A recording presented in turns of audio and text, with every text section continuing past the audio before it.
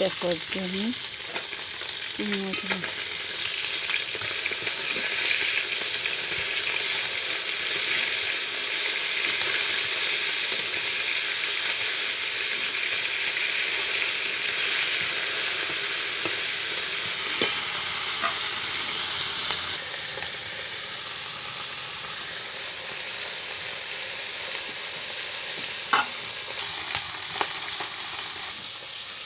এই যে শাক, কুমড়ো শাক, এর সাথে লঙ্কা দিয়ে শুকিয়ে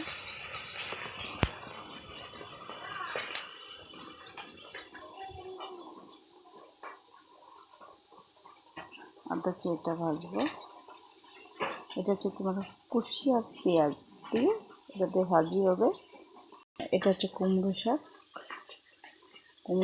এই দেখো ছোটো ছোটো আলু দেওয়া আছে এর মধ্যে, আর আছে তোমার লঙ্কা কুচি করা আছে এটা দিয়ে, আর এই মাছটা দিয়ে তরকারি হবে, ঠিক আছে।